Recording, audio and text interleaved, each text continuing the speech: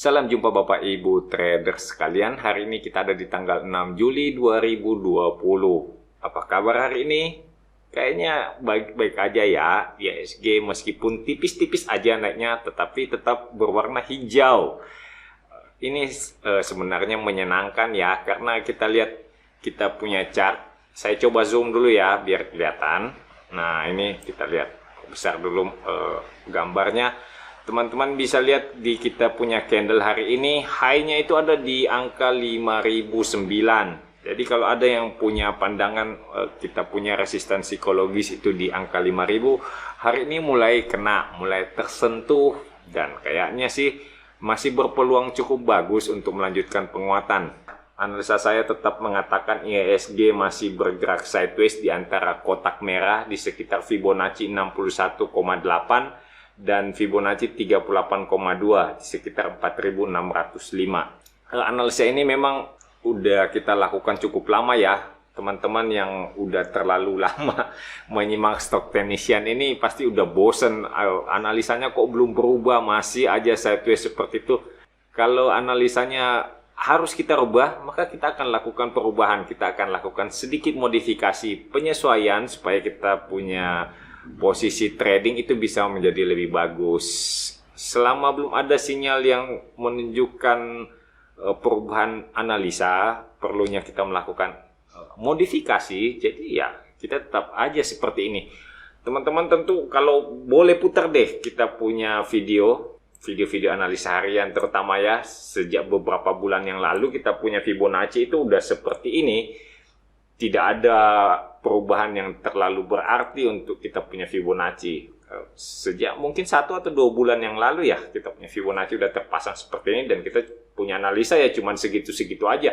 Lah memang tampaknya seperti itu yang kita baca, kita lihat di chart, ya belum ada pertanda yang bagus, ya kita nggak bisa mengatakan hal yang belum kelihatan ya. Meskipun saya tetap optimis, teman-teman tahu saya tetap optimis bahwa IHSG akan mencapai area kotak hijau di sekitar 5.480-an, bahkan mungkin sampai 5.500. Ya, masih tetap optimis. Apalagi kalau kita lihat indikator ya, secara indikator MACD juga udah menunjukkan golden cross.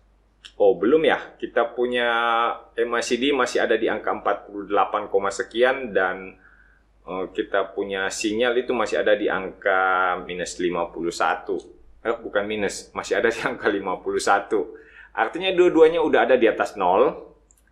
Kalau teman-teman lihat kita punya status di sini, ini statusnya ini. Bisa dilihat di sekitar sini status untuk MACD. Nah, dilihat yang minus 4 itu adalah posisi histogram MACD. Yang plus 48 itu adalah yang warna biru, adalah yang keterangan untuk garis biru MACD. Dan yang warna merah itu, warna orange, itu adalah untuk keterangan kita punya garis sinyal. Begitu cara membaca indikatornya ya. Indikator saya punya CCI 20 juga di bawah. Teman-teman bisa lihat saya punya CCI 20 itu ada di angka 96,26. Sebentar lagi dia akan menembus angka 100 dan itu adalah sinyal buy. Semoga aja penembusan angka 100 di CCI ini akan membawa dampak yang lebih bagus, memberikan gambaran posisi beli untuk IHSG, dan kita akan melihat bagaimana IHSG didorong naik sampai menyentuh Fibonacci 78,6. Sebelum itu terjadi, ya kita masih tetap berpandangan IHSG masih bergerak sideways. Saya belum mau mengatakan, atau tepatnya lagi belum berani mengatakan bahwa saat inilah IHSG akan menembus resisten 61,8 karena belum kejadian. Saya jadinya masih terlalu takut, tidak berani untuk mendahului pasar. Biarkan aja pasar yang bekerja, kita hanya mengikuti, kita hanya mempersiapkan antisipasi. Kalau beneran dia lewati resisten 61,8, ya kita nambah posisi aja. Nggak perlu terlalu takut juga kan, meskipun di luar sana banyak pandangan bahwa IHSG itu masih bisa turun lebih dalam. Tapi ya sebagai teknikal kita lihat aja, kita hanya memanfaatkan apa namanya yang kemarin Pak Ryan sebut itu adalah swing aja, swing pendek. Satu swing pendek aja udah cukup untuk kita mendapatkan keuntungan, ya kita kabur gitu ya. Kawan-kawan yang baru ketemu channel Stock Technician, selamat datang, selamat bergabung. Channel Stock Technician adalah channel yang senantiasa melakukan analisa pergerakan harga saham di Bursa Efek Indonesia secara teknikal. Saya berani menjamin itu karena sejak pertama channel ini dibuat, saya udah mengkhususkan di area teknikal. Ya sebenarnya kadang-kadang saya menyinggung juga masalah fundamental, tapi saya rasa porsinya sangat sedikit karena saya bukan ahli fundamental. Apalagi teman-teman yang nanya-nanya mengenai bandarmologi.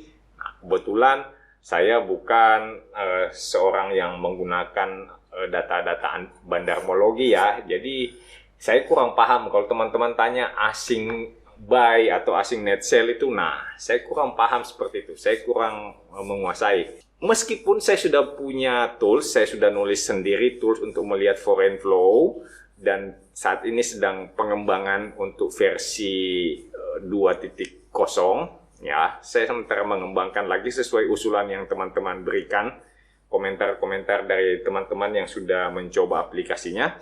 Ya, kita punya harapan sehingga bisa menjadi tools yang lebih berguna, lebih powerful, dan bisa menghasilkan cuan yang lebih baik. Jangan lupa untuk selalu memeriksa kita punya kolom deskripsi video ya. Selalu ada link yang menarik. Terutama saya suka posting itu link untuk mendapatkan buku-buku teknikal. Teman-teman yang ingin membaca buku dari Ibu Linda Lee, karena kebetulan saat ini pun belum tersedia di toko buku konvensional, jadi teman-teman saya anjurkan untuk membeli di marketplace, beli secara online aja.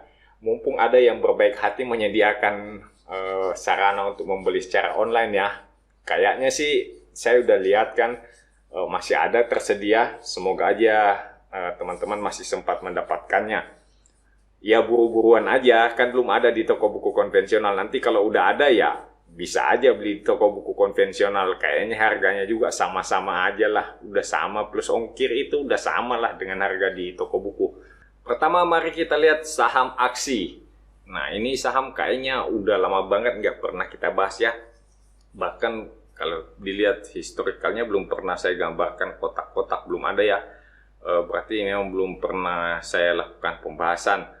Cuman kayaknya kali ini tiba-tiba muncul request untuk membahas saham aksi. Kita lihat aja sama-sama. Kan gampang aja kan kita melihatnya kan. Di sini adalah area support. Lihat, support selalu ada di bawah harga penutupan. Jadi teman-teman lihat harga penutupannya berapa. Support itu selalu ada di area bawah. Sedangkan yang namanya resisten selalu ada di atas harga penutupan hari ini. Oke. Jadi itu resisten itu selalu ada di area atas, itu kuncinya. Nah, resisten itu adalah plafon, sedangkan support adalah lantai. Atau kalau mau nonton juga videonya ada saya menjelaskan mengenai support dan resisten. Ada di channel ini, silahkan dicari di playlist tutorial. Sekarang kita lihat, ini adalah area resisten untuk aksi. Dari mana kita dapatnya?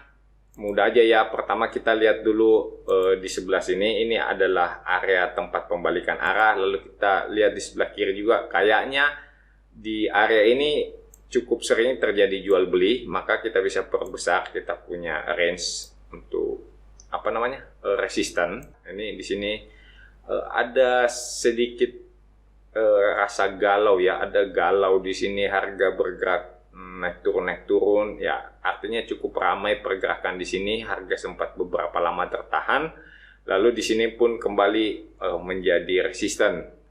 Ini harus kita cermati.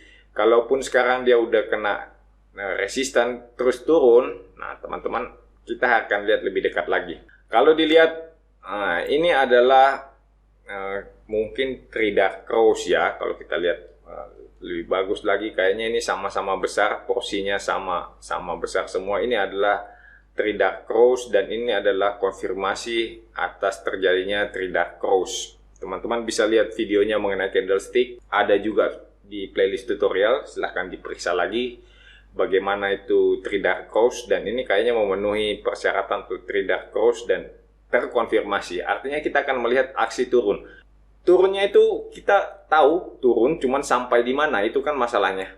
Sampai di mana dia mau turun? Apakah memang akan kena support di area kotak hijau di sekitar 288 sampai 296? Mungkin aja. Mungkin.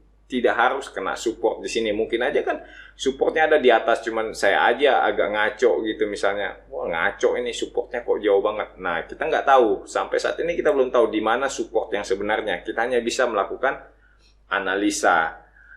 Dari pergerakan seperti ini kita akan mengatakan ya aksi akan turun lebih jauh. Kalau belum punya, mau beli, sebaiknya menunggu di sekitar support ya. Di sekitar support ini ya, ini udah kelihatan cukup bagus. Supportnya di area kotak hijau. Seperti yang kita omongin dengan Pak Satrio Utomo, lihat lagi videonya, beli pada saat harga akan naik. Jadi kalau dia turun, tembus support, ya biarin aja, nggak usah dibeli dulu. Tenang aja, nanti kalau dia udah bergerak naik di atas support kotak hijau, baru kita ikutan beli. Misalnya dia turun ini ya, turun terus sampai sentuh 250 mungkin, sampai 260. Oke, tembus kita punya support kotak hijau, ya jangan dulu beli, tenang-tenang aja, dilihat-lihat dulu, dilirik-lirik dulu. Misalnya dia udah mulai naik. Kita punya ini kan ada di, saya taruh di sekitar 308, kemudian harganya udah mulai naik, misalnya 280, 284 gitu. Nah, kita udah katakan oke, kayaknya dia udah mulai naik, udah kena di support. Apabila beneran dia bergerak naik di atas support kotak hijau ini udah berubah menjadi support lagi. Jadi tadinya kan dia turun, tembus nih sampai di bawah sini. Kemudian dia mulai bergerak naik lagi, di atas lagi, udah jadi support lagi nih kotak hijau, baru kita ikutan beli. Itulah saatnya kita mengatakan, oh ya kita membeli pada saat harga akan bergerak naik. Seperti itu ya. Targetnya di mana? Ya kalau dia udah sampai ke bawah sini, udah mantul lagi, ya targetnya sampai di kotak merah lagi. Kalau tembus, nah, lebih bagus lagi kan. Kalau tembus berarti menembus resisten, kita melihat terjadi higher high lagi. Berarti kita akan melihat resistennya lagi yang di atas ini. Ini kemungkinan adalah resisten berikutnya di sekitar, wow jauh banget, di sekitar 1100 ya. Ini 1100-an ya dia punya resisten berikutnya. Jauh juga nih, kalau bisa tembus ya lumayan banget. Cuman yang kita perhatikan apa ya? Volume transaksi. Ini volume transaksinya kita lihat aja, selama ini bergerak turun, volume transaksinya mengecil. Dalam ini tiba-tiba mengecil, ya mungkin aja ini dia masih turun lagi. Volume transaksinya juga akan kecil-kecil, ya itu pertanda bagus.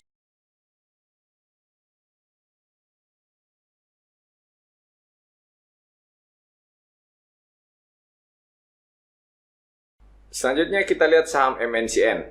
Ngomong-ngomong soal MNCN, saya jadi ingat kemarin saya belum periksa lagi ya siapa pemenang untuk MUK ganteng dari stok Tenisian. Kuis yang kemarin kita adakan bareng sama Pak Ryan.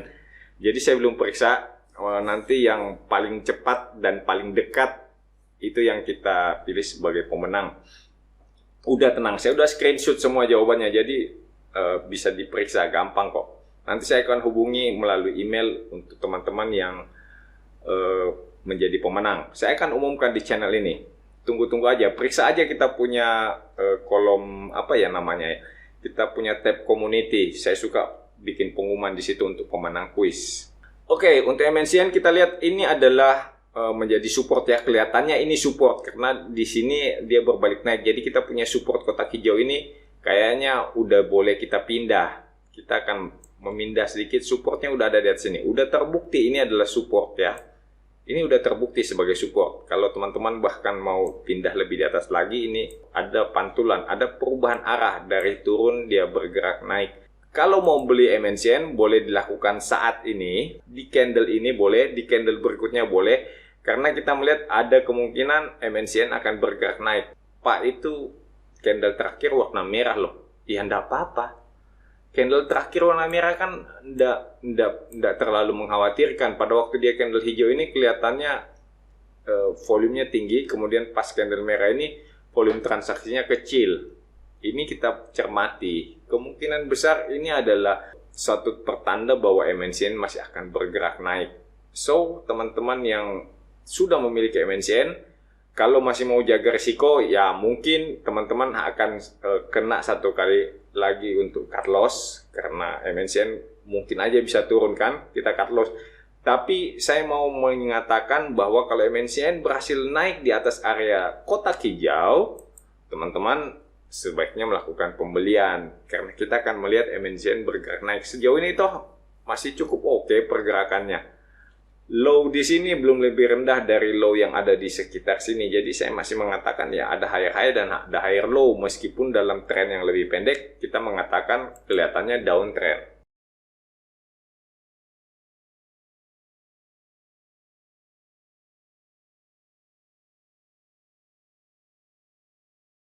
Ya, kita lihat LSP. Oke, LSP ini ada pertanyaan yang Pak, ini LSP-nya beli sekarang atau beli pada saat terjadi breakout? Yang kebetulan kemarin tune in bareng kita di channelnya Om Yusa ya, pasti udah denger ya, ada etos ngomongnya. Ini kalau masa-masa kangguru market seperti ini agak berisiko kalau buy on breakout. Ya itu menurut beliau gitu kan. Menurut orang lain, menurut saya ya nggak ada masalah, no problem. Perbedaan pandangan itu adalah hal yang normal di pasar saham ya. Kalau misalnya semua orang berpandangan sama, ya marketnya nggak akan bergerak. Maka diperlukan perbedaan-perbedaan, itulah yang membuat market bergerak. Nah, kasus LSIP menurut saya juga ini akan sangat bagus kalau LSIP berhasil menembus kita punya resisten kotak kuning di angka 895 sampai dengan 900 ya. Ya, ini akan sangat bagus karena kita lihat di sini ya, kita lihat ini apa nih? Nih, di sini nih ada peningkatan volume yang cukup bagus sehingga kalau berhasil naik di atas area kotak kuning dengan volume yang cukup seperti ini, kira-kira tingginya volumenya atau bahkan lebih tinggi, nah itu adalah salah satu pertanda yang bagus. Berarti memang penembusan resistennya itu valid.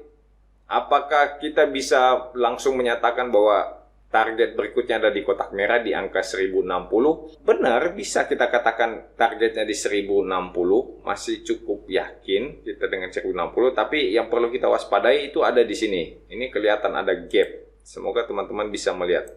Langsung kelihatan ya, ini gap. Di sini ada gap. Ini yang patut diwaspadai sebagai area resisten ya, meskipun masih minor ya, saya warnain ungu.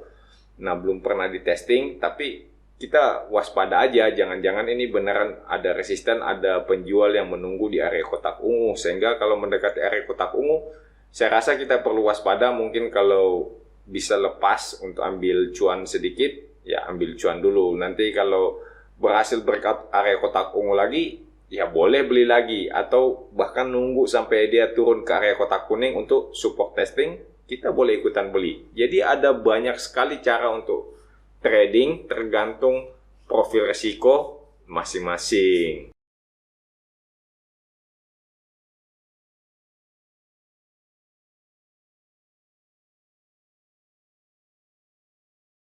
Kita lanjut dengan BBRI. Nah, BBRI kemarin juga dengar ya, sempat disinggung sama Pak Ryan, wah BBRI-nya masih ditunggu-tunggu nih.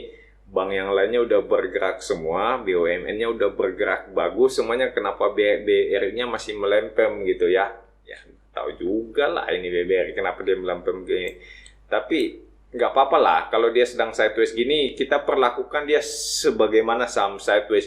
Belinya dekat-dekat support di sekitar 2.900-an, jualnya di area resisten di sekitar 3.200. Ya begitu aja, nggak usah dibawa sampai ke mimpi gitu. Kalau lihat dia sedang sideways kayak gini, ya perlakukan lihat dia sebagai saham sideways, nggak usah bercita-cita untuk ambil cuan terlalu besar. Ya lihat saham sideways, ya ambil cuan secukupnya aja, beli di support, jual di resisten, beli di support, jual di resisten. Apakah boleh beli pada saat ini? Bagaimana ya? Kalau teman-teman mau beli pada saat ini sih bisa kita katakan oke, satu keputusan yang cukup bagus karena ini adalah suatu area sideways ya. Cuman resiko yang harus dihadapi, yang harus kita sadari, bahwa area sideways ini kita nggak tahu. Kita nggak tahu jelas ini area sideways yang mau ngapain. Apakah dia mau naik atau mau turun? Kita kan nggak pernah tahu apa maksud orang sideways-nya di sini, jual beli di sini. Kita nanti tahu kalau harganya udah bergerak menembus resisten atau turun dari support. Barulah kita tahu, oh ternyata ini sideways-nya adalah sideways akumulasi atau distribusi. Nah, seperti itu aja kira-kira kalau dia sedang sideways, kekurangannya adalah di situ. Kita nggak bisa tahu dengan pasti ini akumulasi apa distribusi, mau naik atau mau turun. Cuman untuk mengatasi hal itu kita punya cara sendiri kan. beli dekat-dekat support, nah, jualnya dekat resisten. Jadi kalau dia turun menembus support, risiko yang kita hadapi tidak terlalu besar.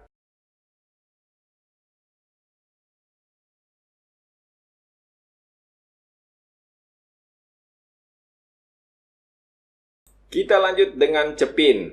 Ini kita mesti jelasin dulu ya. Dalam tren yang pendek, kita lihat emang Cepin sedang uptrend. Bagaimana Pak caranya kita lihat uptrend? Itu kayaknya ada yang nanya seperti itu. Bagaimana sih caranya lihat saham yang jelas-jelas uptrend? Pertama kita bisa lihat dari reversal pattern. Misalnya ini ada double bottom.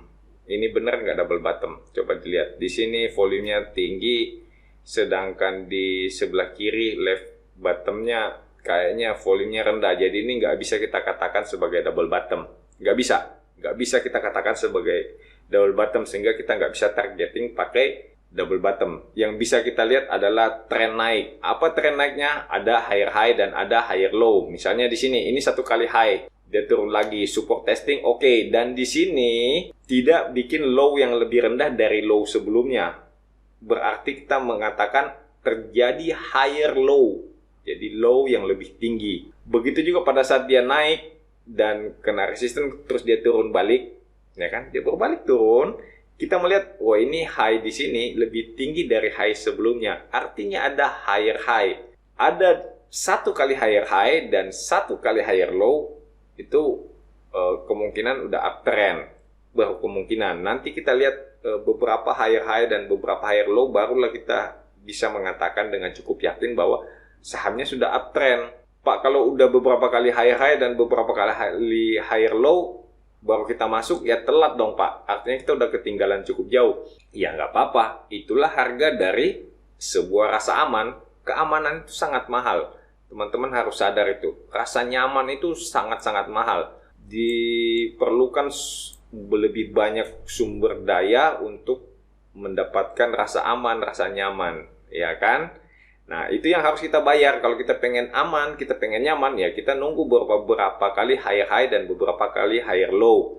Di sini kita udah lihat, ya, pada saat posisi ini, teman-teman udah bisa lihat, di sini satu kali, ada dua kali higher low. Sedangkan higher high-nya ada berapa? Di sini ada satu kali higher high, dan ini udah high yang berikutnya. Berarti kita udah mengatakan paling nggak udah ada dua kali higher high dan dua kali higher low.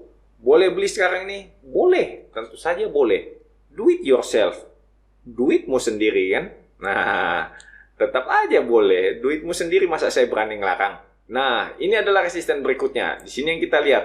Ini ya, yang sekarang ini di atas ini. Ini adalah resisten berikutnya. Teman-teman, saya perlu waktu sedikit untuk menyesuaikan.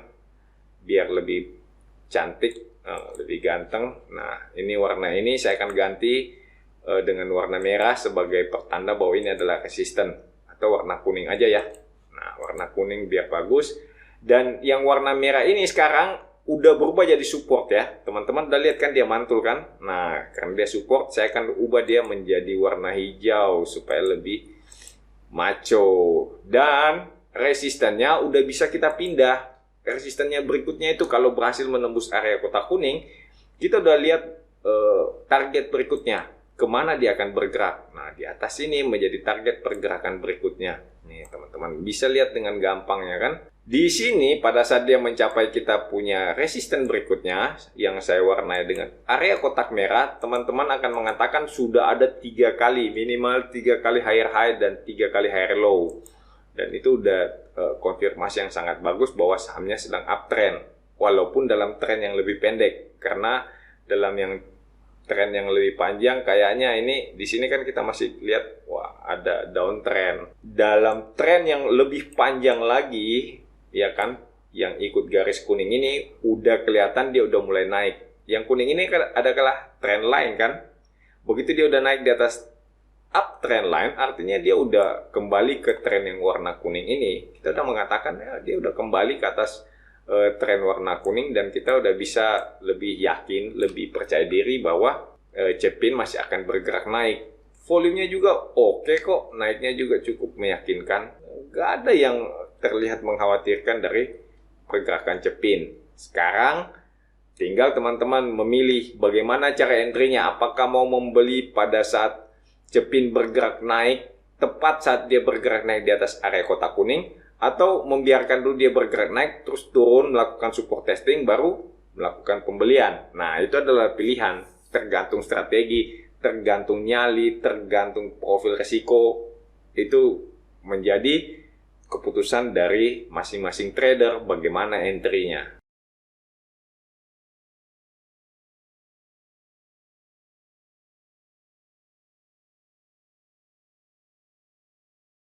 Kita lihat WSKT. WSKT-nya masih bergerak, belum mampu menembus area kotak kuning ya. Jadi masih kelihatan masih oke, masih ya belum ada low yang lebih rendah lagi, tapi dalam tren yang pendek ini kita lihat memang terjadi downtrend ya, ada lower high dan ada lower low. Meskipun belum lebih rendah dari low yang di sini ya. Kemungkinan kalau kita lihat analisanya ya, kita akan lihat lebih dekat. Nah, di sini. Oke, pada saat dia bergerak naik di sini, ada terjadi peningkatan volume, dan pada saat dia bergerak turun di sini kayaknya volumenya biasa-biasa aja ya, cenderung rata-rata. Jadi kita akan mengatakan ya, mungkin aja dia akan bergerak sideways nih. Bagaimana caranya kita melihat kalau dia akan naik? Pada saat dia udah bergerak di atas area kotak kuning, di sekitar ya 740-an ya, di atas 740 kita akan mengatakan kemungkinan dia akan bergerak naik bila kita melihat ada volume transaksi yang meningkat. Nah, sebelum itu kejadian, ya bagaimana? Dia akan sideways aja. Sebaiknya teman-teman mencari saham lain deh, daripada galau dilihat seperti ini kan. Dia akan naik turun, naik turun, naik turun tepuguh cenah gitu kan. Kalau kawan saya orang Bandung yang ngomongnya ya seperti itu. Cari saham lain yang lebih mudah, yang lebih gampang memberikan keuntungan. Gak usah terlalu cinta sama satu saham.